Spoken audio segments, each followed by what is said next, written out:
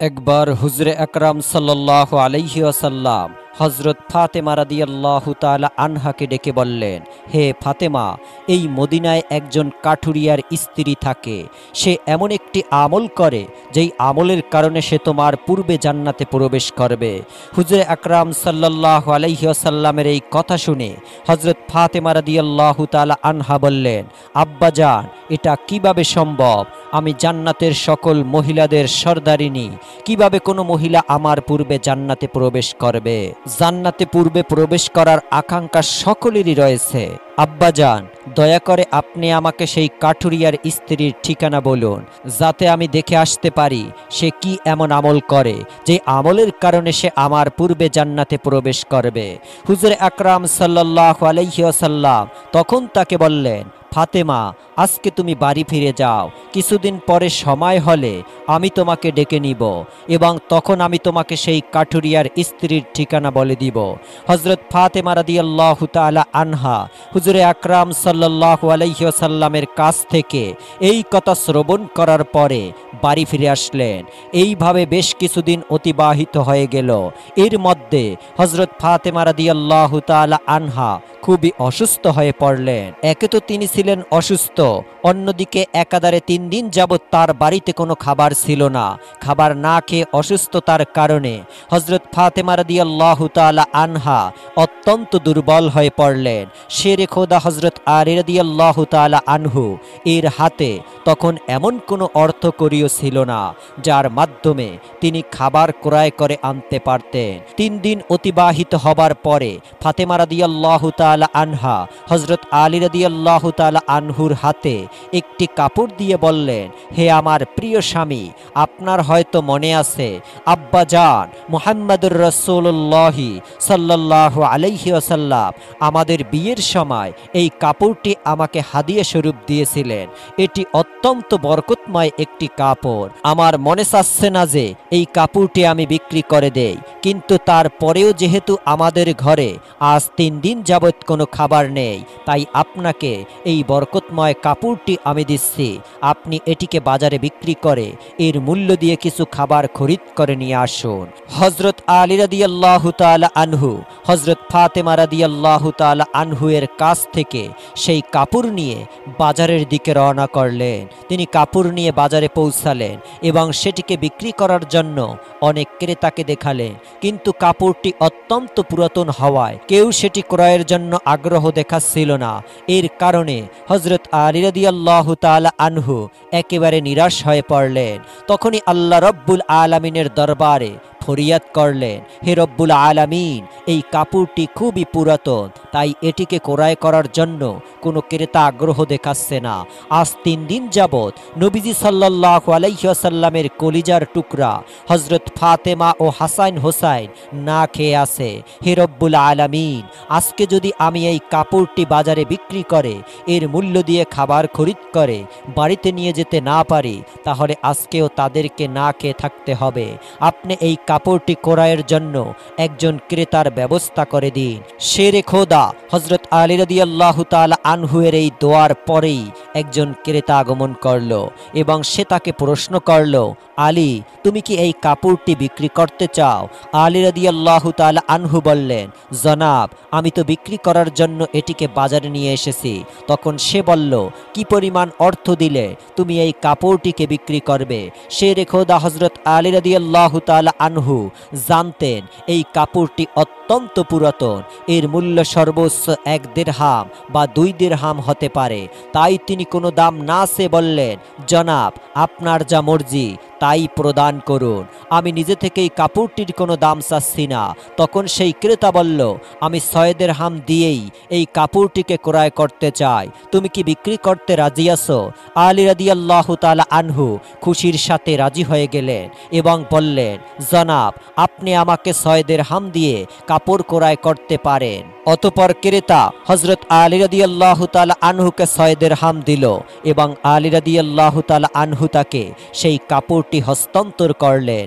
ওইদিকে আল্লাহ রব্বুল আলামিনের একদল ফেরেশতা অন্য দল ফেরেশতাকে বলতে লাগলো, নবী করিম সাল্লাল্লাহু আলাইহি ওয়াসাল্লামের সাহাবীরা অত্যন্ত দানশীল, তারা সুখে দুঃখে সর্বব্যবস্থায় দান করে।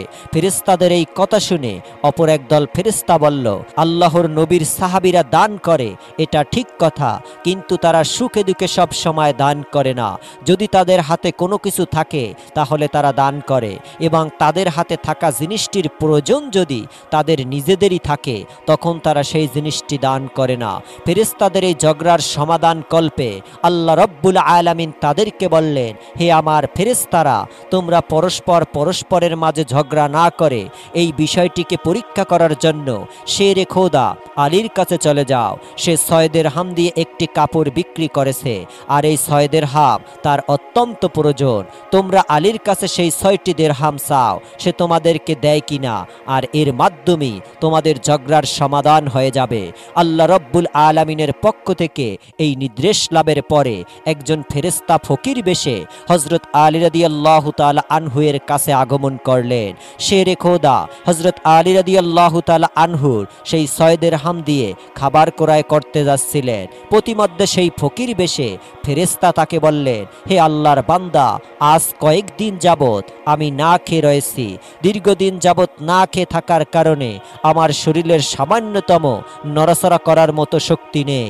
আমি আল্লাহ হস্তে তোমার কাছে কিছু ফরিয়াদ করছি, যদি তোমার নিকট কোনো অর্থকড়ি থাকে দয়া করে আমাকে সেইগুলো দান করো, যাতে সেই অর্থকড়ি দিয়ে আমি খাবার ক্রয় করে খেতে পারি এবং আমার ক্ষুধার জ্বালা নিবারণ করতে পারি। ফকিরের এই প্রার্থনা শুনে হযরত আলী রাদিয়াল্লাহু তাআলা আনহু ভাবতে লাগলেন, হায় আল্লাহ, আজ 3 দিন যাবত আমার স্ত্রী ও সন্তানেরা না খেয়ে রয়েছে। 3 দিন পরে আমার স্ত্রী ফাতেমা আমাকে একটি কাপড় বিক্রি করতে দিলেন। কথা ছিল সেই কাপড় বিক্রি করে তার অর্থ দিয়ে আমি তাদের জন্য খাবার ক্রয় করে নিয়ে যাব। কিন্তু এখন আল্লাহর এক অসহায় বান্দা আমার কাছে ভিক্ষা প্রার্থনা করছে। এখন আমি কি করব? আমি কি আমার স্ত্রী ও সন্তানদের জন্য খাবার ক্রয় করে নিয়ে যাব, নাকি এই ভিক্ষুকের অর্থগুলি দান করব? সর্বশেষে তিনি সিদ্ধান্ত নিলেন যে ভিক্ষুককে এই অর্থগুলি দান করে দিবেন।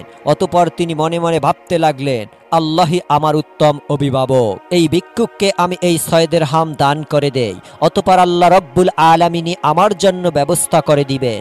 তখন তিনি সেই 6 দিরহাম ভিক্ষুককে দান করে দিলেন। এরপর অত্যন্ত চিন্তিত পেরেশান মনে সামনে চলতে লাগলেন।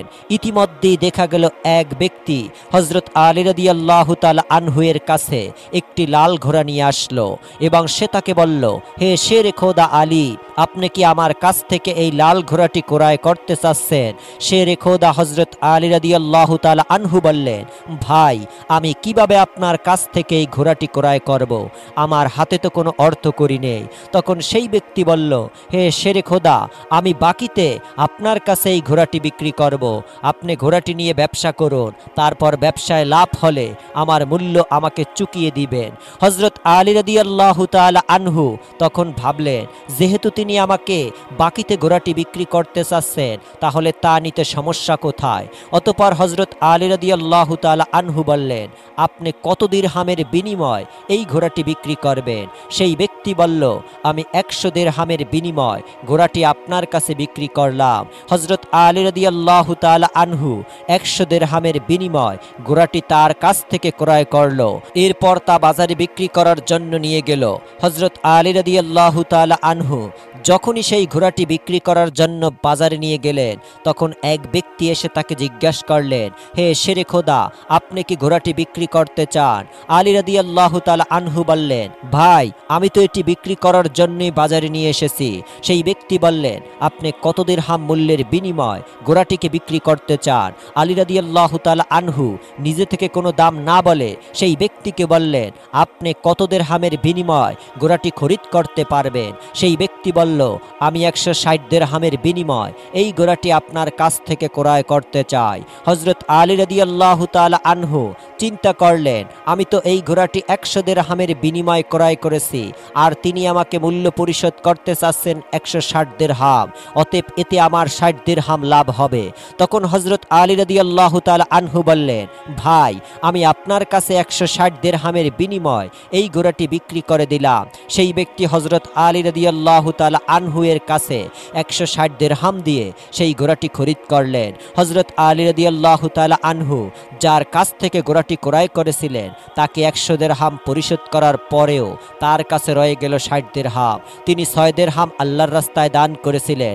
আল্লাহ রব্বুল আলামিন তার বিনিময় তাকে 10 গুণ বৃদ্ধি করে 60 দিরহাম ফেরত দিলেন। অতঃপর 60 দিরহামের বিনিময় শেরে খোদা হযরত আলী রাদিয়াল্লাহু তাআলা আনহু বিপুল সংখ্যক খাদ্য ক্রয় করে বাড়ির পথে রওনা করলেন।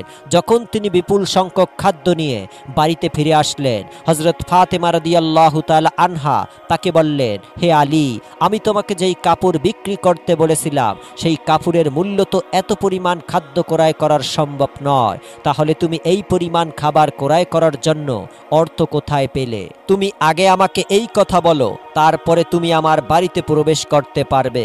হযরত আলী রাদিয়াল্লাহু তাআলা আনহু বললেন, ফাতেমা, আগে আমি বাড়িতে প্রবেশ করি, তারপরেই না হয় তোমাকে আমি প্রকৃত ঘটনাটি খুলে বলবো।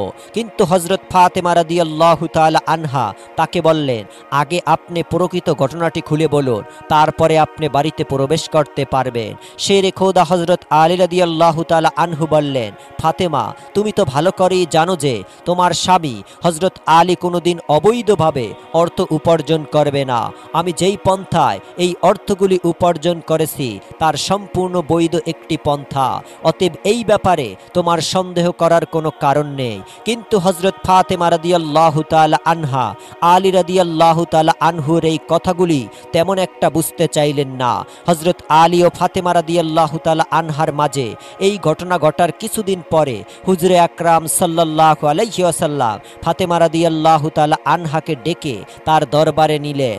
অতঃপর তিনি তাকে বললেন, হে ফাতেমা, তোমার কি মনে আছে আমি কিছুদিন পূর্বে তোমাকে বলেছিলাম একজন কাঠুরিয়ার স্ত্রী তোমার পূর্বে জান্নাতে প্রবেশ করবে?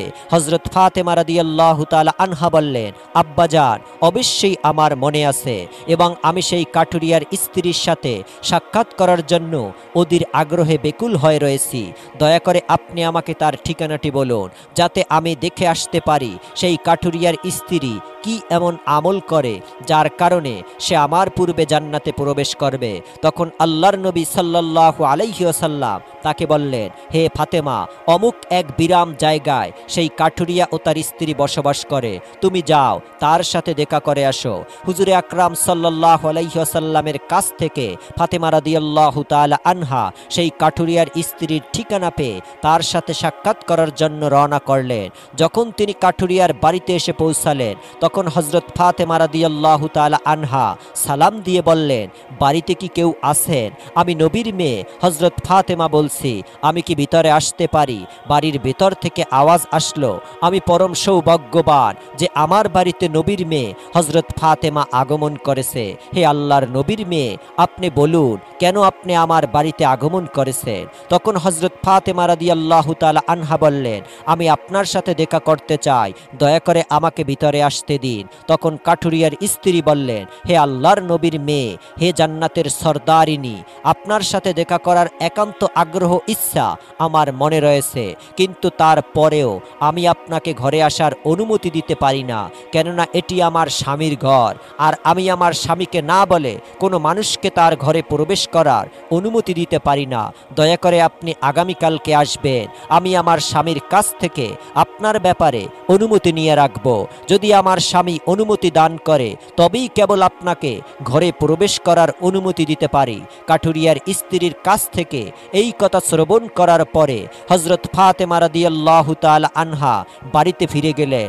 দ্বিতীয় দিন যখন তিনি কাঠুরিয়ার স্ত্রীর সাথে দেখা করার জন্য বাড়ি থেকে বের হবেন, তখন হযরত হাসান রাদিয়াল্লাহু তাআলা আনহু তাকে জড়িয়ে ধরে বললেন, আম্মাজান, আপনি কালকে কোথায় গিয়েছিলেন? আপনাকে আমি খুঁজে পাচ্ছিলাম না, আপনি যেখানে যাচ্ছেন দয়া করে আমাকে আপনার সাথে নিন। হযরত ফাতেমা রাদিয়াল্লাহু তাআলা আনহা তখন তার বড় পুত্র হাসানকেও তার সাথে নিলেন।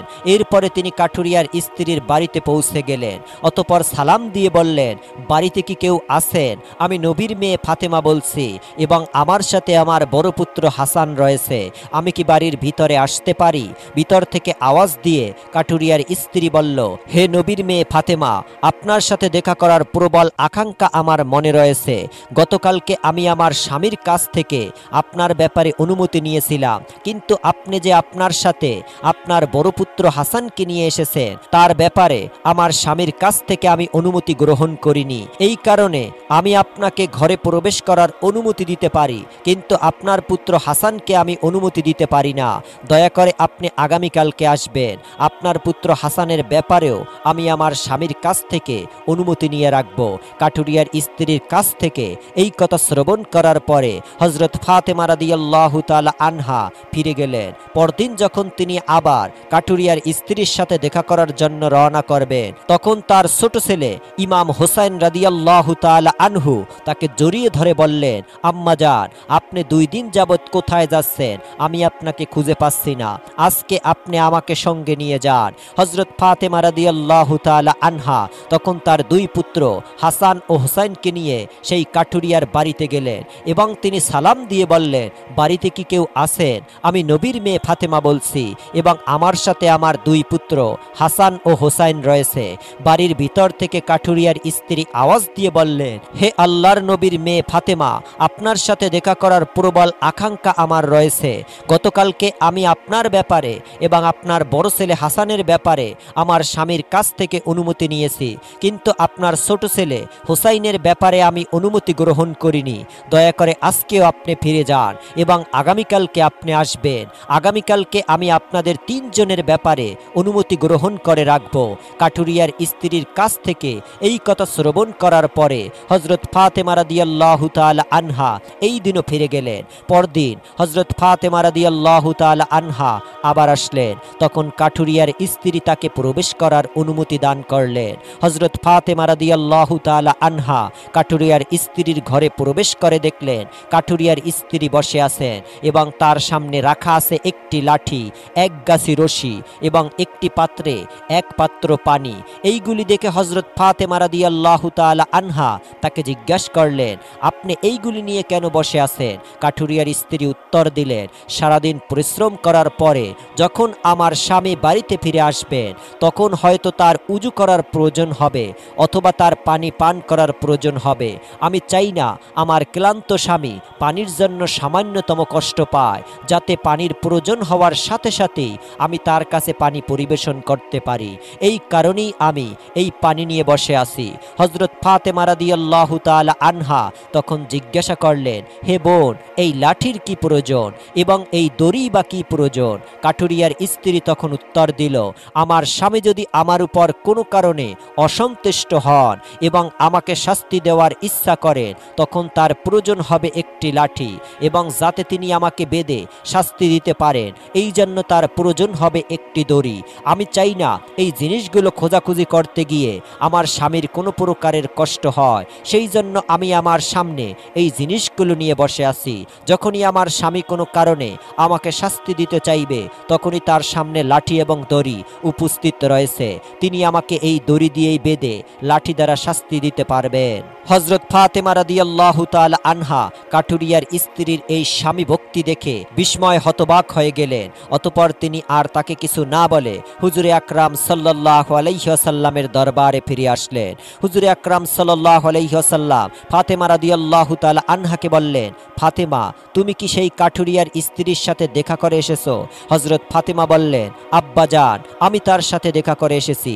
হুজুরে আকরাম সাল্লাল্লাহু আলাইহি ওয়াসাল্লাম বললেন, তুমি কি দেখলে?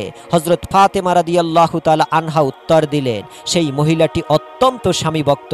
হুজুরে আকরাম সাল্লাল্লাহু আলাইহি ওয়াসাল্লাম বললেন, ফাতেমা, তার কাছ থেকে তোমার শেখার অনেক কিছু রয়েছে। হযরত ফাতেমা রাদিয়াল্লাহু তাআলা আনহা বলেন, আব্বাজান, আমি তার কাছ থেকে কি কি শিক্ষা গ্রহণ করতে পারি এবং সে কিভাবে আমার পূর্বে জান্নাতে যাবে এই ব্যাপারটি আমাকে বুঝিয়ে বলুন। হুজুরে আকরাম সাল্লাল্লাহু আলাইহি ওয়াসাল্লাম বললেন, হে ফাতেমা, শোনো, তুমি কিছুদিন আগে তোমার স্বামী আলীকে একটি কাপড় বিক্রয় করার জন্য দিয়েছিলে। হযরত আলী সেই কাপড় বিক্রি করে তোমার জন্য অনেকগুলি খাবার ক্রয় করে নিয়ে এসেছিল, কিন্তু তুমি সন্দেহ করেছিলে যে আলী এইগুলি বৈধ পথে উপার্জন করেছে কিনা, এই জন্য তুমি তোমার স্বামীকে ঘরে প্রবেশ করতে দাওনি এবং তাকে বিভিন্ন প্রশ্ন করার মাধ্যমে কষ্ট দিয়েছিলে। অথচ তুমি জানতে তোমার স্বামী আলী কোনোদিনও অবৈধ পথে উপার্জন করে না। হে ফাতেমা, তুমি যখন আলীকে সেই কাপড় বিক্রি করার জন্য দিয়েছিলে, হজরত আলী তার জন্য কোনো ক্রেতা খুঁজে পাচ্ছিল না, তখন আল্লাহ রব্বুল আলামিন তার ফেরেশতা হজরত মিকাইলকে সেই কাপড়টি ক্রয় করার জন্য পাঠিয়ে দিয়েছিলেন। আল্লাহর ফেরেশতা মিকাইল 6 দিরহামের বিনিময় হজরত আলীর কাছ থেকে সেই কাপড়টি ক্রয় করেছিল। এরপর আল্লাহর আরেকজন ফেরেশতা এসে আলীর কাছ থেকে সেই 6 দিরহাম ভিক্ষা প্রার্থনা করে। আলী সেই 6 দিরহাম আল্লাহর রাস্তায় দান করে দেয়। অতঃপর সে চিন্তিত অবস্থায় বাড়িতে ফিরে আসছিল। এমন সময় হজরত জিবরাইল তার কাছে একটি লাল ঘোড়া 100 দিরহামের বিনিময় বাকিতে বিক্রি করে। হজরত আলী সেই ঘোড়াটিকে নিয়ে বাজারে যায় এবং হজরত ইসরাফিল আলাইহিসসালাম 160 দিরহামের বিনিময় তার কাছ থেকে সেই ঘোড়াটি ক্রয় করে। আল্লাহ রব্বুল আলামিন আলীকে 6 টাকার বিনিময় 10 গুণ বৃদ্ধি করে 60 টাকা প্রদান করেন এবং সেই অর্থগুলি দিয়েই হজরত আলী সেই দিন প্রচুর পরিমাণ খাবার ক্রয় করে তোমার জন্য নিয়ে গিয়েছিল। ফাতেমা, শুনে রাখো, যেই কাপড়টি হজরত আলী বিক্রি করেছিল, আল্লাহ রব্বুল আলামিন সেই কাপড়টি জান্নাতে সংরক্ষণ করে রেখেছেন এবং যেই ঘোড়াটি দিয়ে আলী ব্যবসা করেছিলেন, সেই ঘোড়াটিকে আল্লাহ রব্বুল আলামিন জান্নাতে সংরক্ষণ করে রেখেছেন।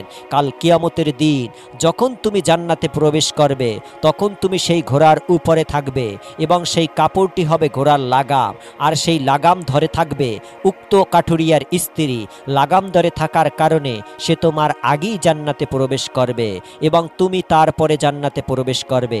কাঠুরিয়ার স্ত্রীর অতুলনীয় স্বামী ভক্তি হলো তার এই মর্যাদা প্রাপ্তির একমাত্র কারণ। প্রিয় দর্শক, এই ছিল হজরত ফাতেমা ও কাঠুরিয়ার স্ত্রীর কাহিনী। আল্লাহ রব্বুল আলামিন আমাদের প্রত্যেকটি মা বোনদেরকে স্বামীর প্রতি ভালো ব্যবহার করার তৌফিক দান করুন, আমিন। আল্লাহ রব্বুল আলামিন এই কাহিনী থেকে আমাদেরকে শিক্ষা লাভ করার তৌফিক দান করুন, আমিন।